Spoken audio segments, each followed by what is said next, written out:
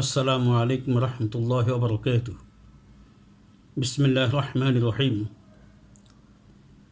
আমি হাফিজ মোহাম্মদ মাহবুবুর রহমান উসমানী, সহযোগী অধ্যাপক, ইসলামের ইতিহাস ও সংস্কৃতি বিভাগ, মৌলভীবাজার সরকারি কলেজ। বিষয়: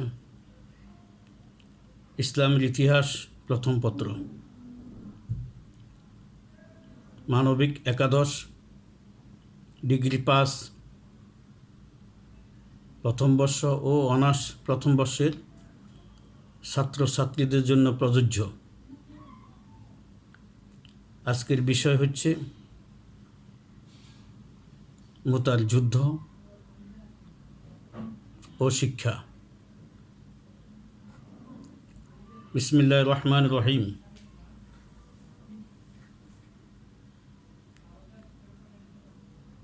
অষ্টম হিজরির 629 খ্রিস্টাব্দে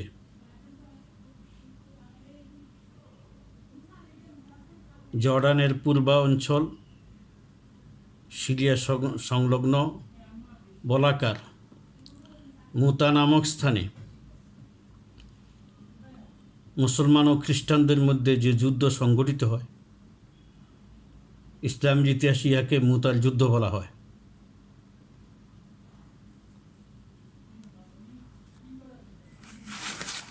এই যুদ্ধে প্রথম যুদ্ধ খ্রিস্টানদের সাথে।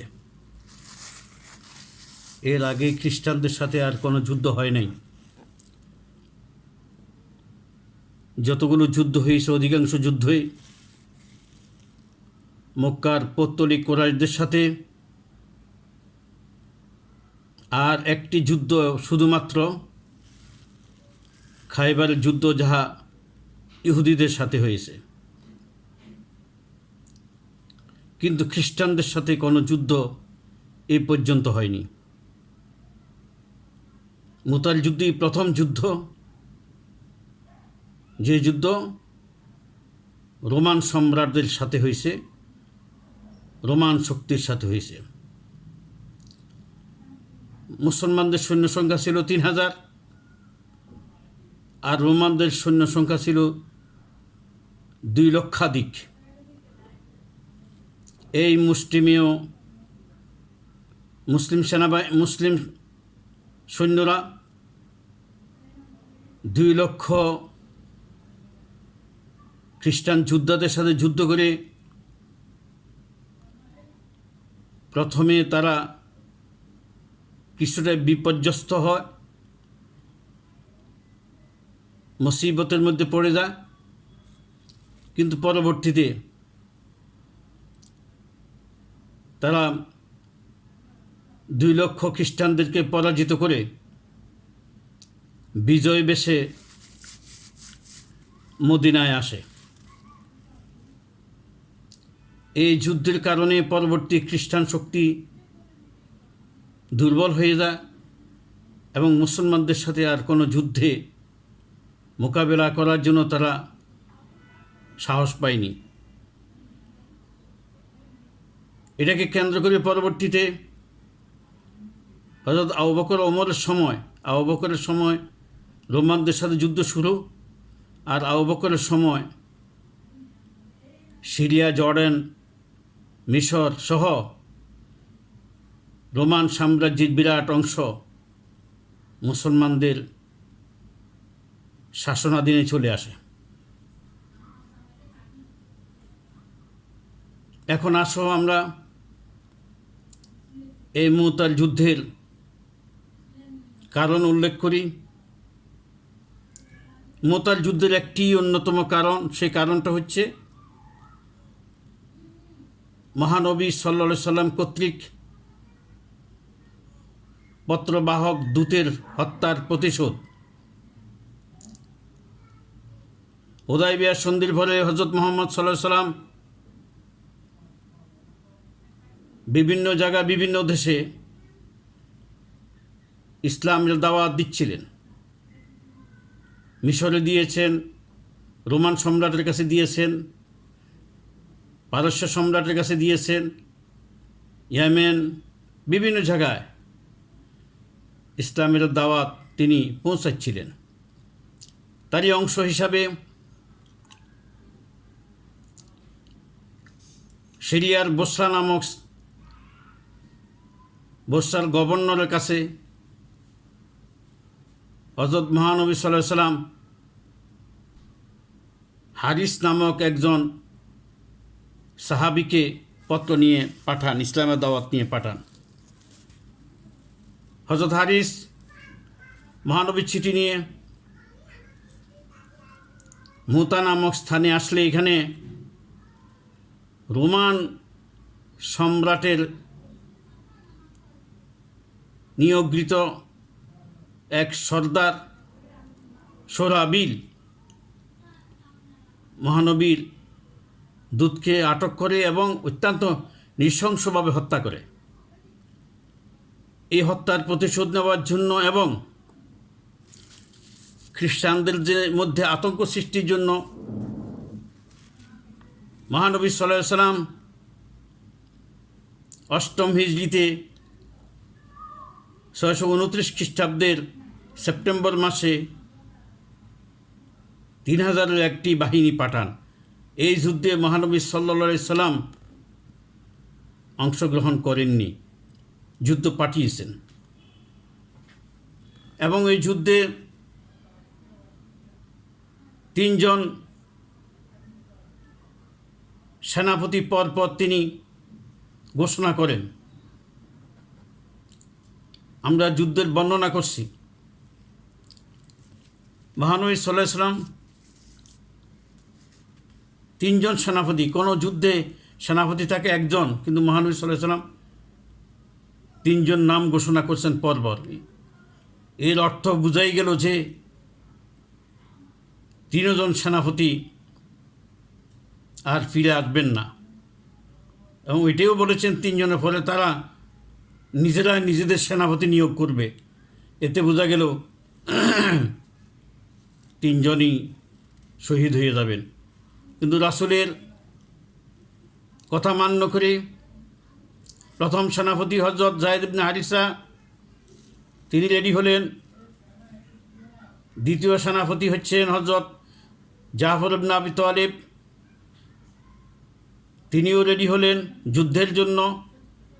তৃতীয় সেনাপতি ঘোষণা হলো হযরত আব্দুল্লাহ ইবনে রাওয়াহ, তিনি একজন কবিও ছিলেন, আরবি কবি, এবং নতুন বিবাহিত ছিলেন। আজকে তার বাসর রাতের কথা ছিল, নিজের স্ত্রীর সাথে পরিচয়ের ঘটনা আজকে পরিচয় হওয়ার কথা ছিল, কিন্তু তিনি সেই নিজের বিবাহের সেই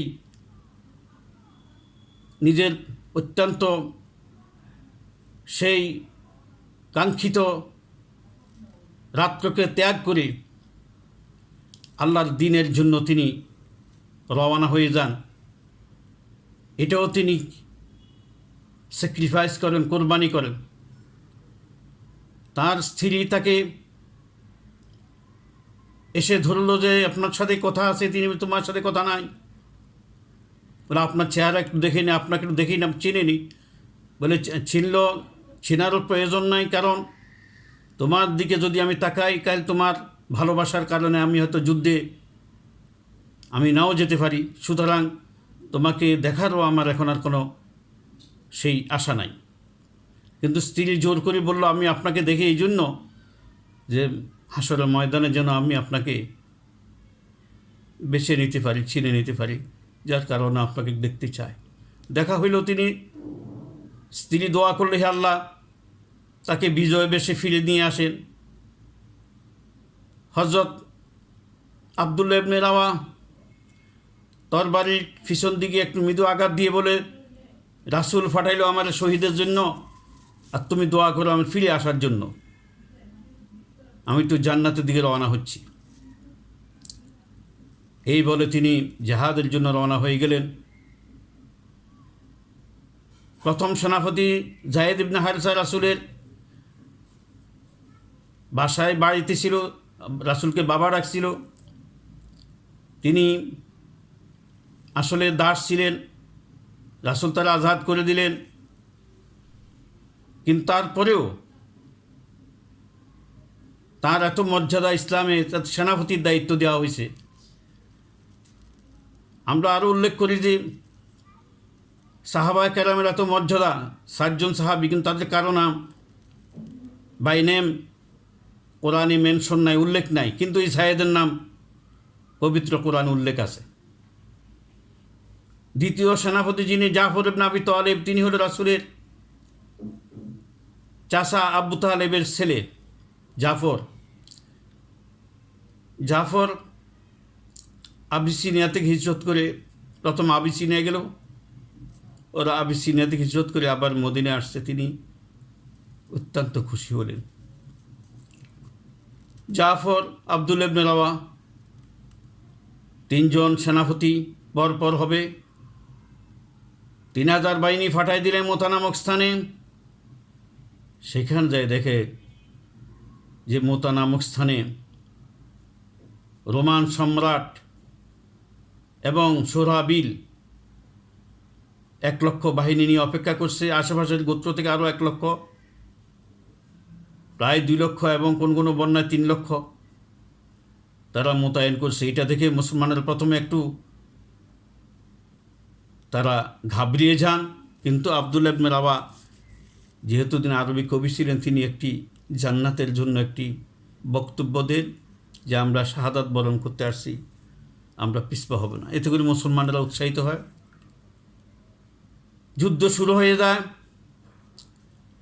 প্রথমে হযরত যায়েদ ইবনে হারিসা শহীদ হয়ে যান। ইসলামের পতাকা নিয়ে হাতে নিয়ে যান জাফর ইবনে আবি তালেব, দ্বিতীয় সেনাপতি। তার বাম হাত কেটে ফেলা হয়, তিনি ডাইন হাত দিয়ে ধরেন, ডাইন হাত কেটে ফেলা হয়, তিনি মুখ দিয়ে পতাকা ধরেন, দেহ থেকে মাথা বিচ্ছিন্ন করে দেওয়া হয়। তারপরেও পতাকা তিনি ছাড়েন নাই। রাসূলের ঘোষিত তৃতীয় সেনাপতি হযরত আবদুল্লাহ ইবনে রাওয়া যখন পতাকা জাফর ইবনে আবি তালেব থেকে নিতে আসছেন, তিনি পতাকা ছাড়েন না, মুখ দিয়ে আটকে ধরে রাখছেন, অথচ তিনি মৃত ব্যক্তি। আবদুল্লাহ ইবনে রাওয়া চিৎকার করে বলে, হে জাফর, আমি শত্রু নই, আমি তোমার ভাই, রাসূল কর্তৃক সেনাপতি। আবদুল্লাহ ইবনে রাওয়া, পতাকা দিয়ে দাও। তিনি মুখ খুলে দিলেন, পতাকা নিয়ে নিল। যেহেতু শহীদেরা মৃত্যু না, তারা জীবিত। আল্লাহ কোরআনে বলছেন, আউযু বিল্লাহি মিনাশ শাইতানির রাজিম, বিসমিল্লাহ, ওয়ালা তাহসাবান্নাল্লাযীনা কুতিলু ফী সাবিলিল্লাহি আমওয়াতা বাল আহইয়াউন ইনদা রাব্বিহিম ইউরযাকুন। খবরদার, তোমরা কখনো ওদেরকে মৃত বলো না যারা আল্লাহর রাস্তায় শহীদ হয়ে গেছে, তারা জীবিত, তারা আল্লাহর পক্ষ থেকে সম্মানিত রিজিক পাচ্ছে। আবদুল্লাহ ইবনে রাওয়া ময়দান নামতে দেরি করলেন, যেহেতু সবাই মৃত্যুর দিকে ঝাঁপিয়ে পড়ছে। এরপরে মনের বিরুদ্ধে একটা কবিতা পড়লেন। এই কবিতাটা সিরাত ইবনে হিশামে আছে। মনের বিরুদ্ধে কবিতা পড়ে তিনি ঝাঁপিয়ে পড়লেন, তিনিও শহীদ হয়ে গেলেন। পরবর্তীতে সকলের মতামত নিয়ে হযরত খালিদ বিন ওয়ালিদকে সেনাপতির দায়িত্ব দেওয়া হলো। তিনি দায়িত্ব গ্রহণ করেই যুদ্ধের মোড় ঘুরিয়ে দিলেন এবং যুদ্ধের কৌশলও তিনি পরিবর্তন করে দিলেন। ডাইনের সৈন্যবাহিনী বামে, বামের সৈন্যবাহিনী ডাইনে, সামনেরগুলো পিছনে, পিছনেরগুলো ডাইনে। এইভাবে সোলজারদেরকে স্থানের রদ বদল করে শার্দুলের মতো ঝাঁপিয়ে পড়ছেন। রোমান সোলজাররা মনে করছে যে নতুন সেনাপতি, আবার নতুন সৈন্যবাহিনী আসছে, এমনভাবে ঝাঁপিয়ে পড়ছেন কচু গাছের মতো কাফেরদেরকে তরবারি দিয়ে কাটতে আসেন, খ্রিস্টানদের কাটতে আসেন। কাটতে কাটতে তার 9টি তরবারি ভেঙে যায়। 8টি ভাঙিয়ে প্রথমে শেষে ইয়ামিনী তরবারিটা তার হাতে 9ম তরবারি ছিল ইয়ামিনী তরবারি। এইভাবে মুসলিম 2 লক্ষ বাহিনীকে তিনি ছত্রভঙ্গ করে দেন। তারা ময়দান ত্যাগ করে ইত্যবসরের খালিদ বিন ওয়ালিদ বিজয় বেশে ওই স্থান ত্যাগ করে মদিনার দিকে রওনা হন। আবু ইউলা নামক এক দূতকে তিনি, এক সৈন্যকে তিনি আগে রাসূলের কাছে বিজয়ের সংবাদ পাঠানোর জন্য পাঠিয়ে দেন। তিনি যখন মদিনায় চলে আসছেন, আমার নবীজির সাথে দেখা। নবীজি বলছেন, যুদ্ধের ঘোষণা তুমি, বর্ণনা তুমি দিবে না আমি দিতাম? তিনি বলছে আপনি দেন। নবীজি নিজে বর্ণনা দিয়েছেন। তিনি বলছে হুবহু এটাই ইচ্ছে, এক চুলো এদিক সেদিক হয় নাই। এই যুদ্ধে মুসলমানরা প্রথমে সাময়িকভাবে ক্ষতিগ্রস্ত হলেও তারা মূলত বিজয় লাভ করে। আসো আমরা এই যুদ্ধের ফলাফল ও শিক্ষা গ্রহণ আলোচনা করি। প্রথম হচ্ছে মুসলমানদের বিজয়ের দ্বারা অব্যাহত। অতীতে মুসলমানরা যুদ্ধ করেছে,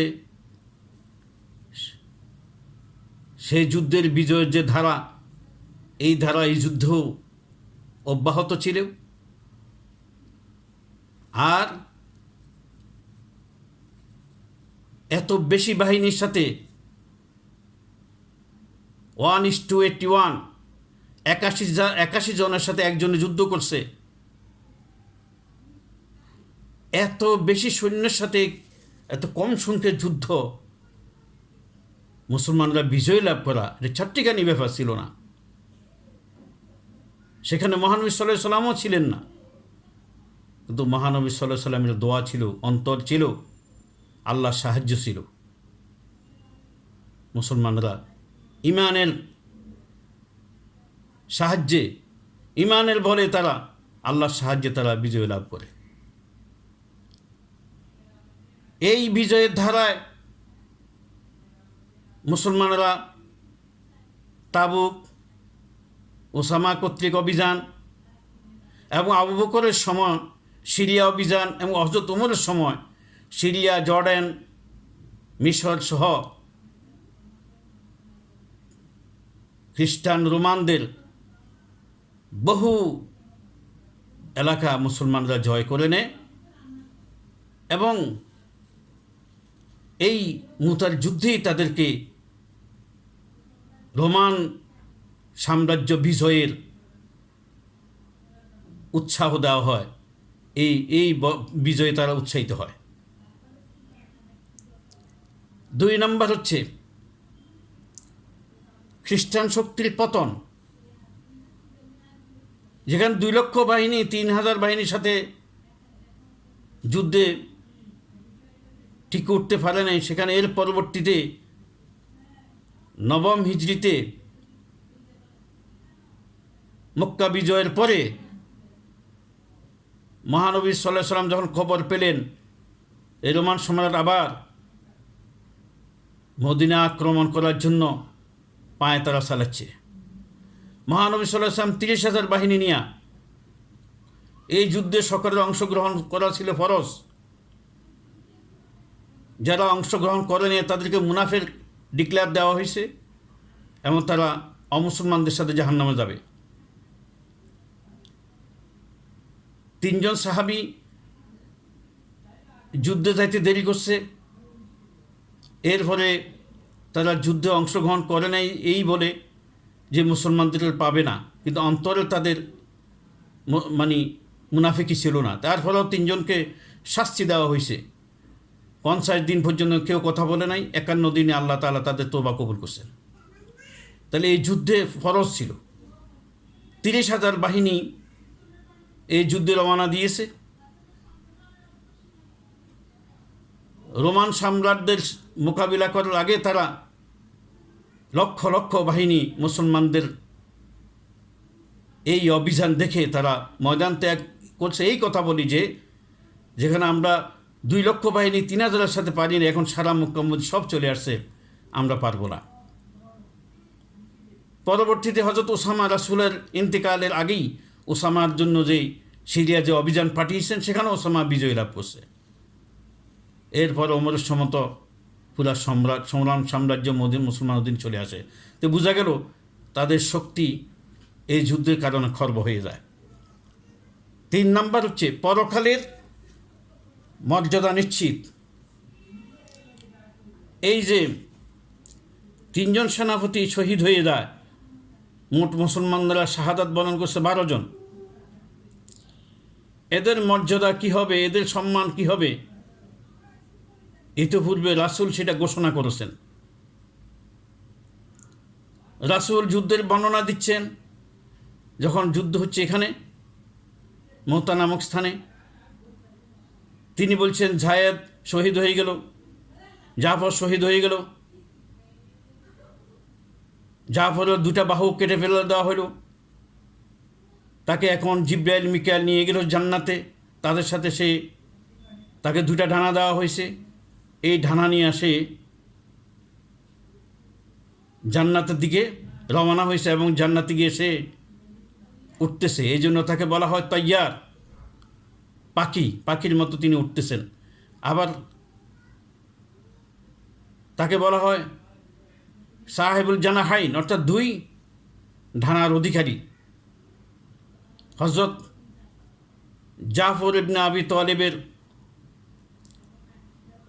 সম্মুখে 92টি আঘাত ছিল, সমস্ত শরীর টুকরা টুকরা হয়ে গেছে। এই জাফরের এত মর্যাদা জান্নাতে আল্লাহ রাসূল ঘোষণা করেন। এরপরে তিনি বলেন আব্দুল্লাহ ইবনে রাওয়াহ শহীদ হইল, তিনি আস্তে আস্তে জান্নাতে গেলেন। আগে বললেন যায়েদ ইবনে হারিসা জান্নাতে চলে যায়, জাফর ইবনে আবি তালেব 2টা পাখা দিয়ে জান্নাতে উঠতেছে। আব্দুল্লাহ ইবনে রাওয়াহর ব্যাপারে তিনি বললেন যে আস্তে আস্তে জান্নাতে প্রবেশ করল। যারা শ্রোতা তারা বললেন ইয়া রাসূলুল্লাহ, তিনি আস্তে আস্তে বলে উনি যুদ্ধের সময় একটু দেরি করবেন, দেরি করে নামছেন এবং আহত হয়ে যাওয়ার পরেও তিনি তার মনের মধ্যে কিছুটা সন্দেহ এসছে, তিনি কিছু যুদ্ধের মধ্যে ইতস্তত বিক্ষিপ্ত অবস্থায় ছিলেন, যার কারণে তিনি আস্তে আস্তে ঢুকছেন। তাছাড়াও আমি গত রাত্রে স্বপ্নে দেখেছি যে আমি জান্নাতে গিয়েছি, সেখানে 3টা সুন্দর পালং সাজিয়ে রাখা হয়েছে সোনা রূপা দিয়া, মণিমুক্তা দিয়া।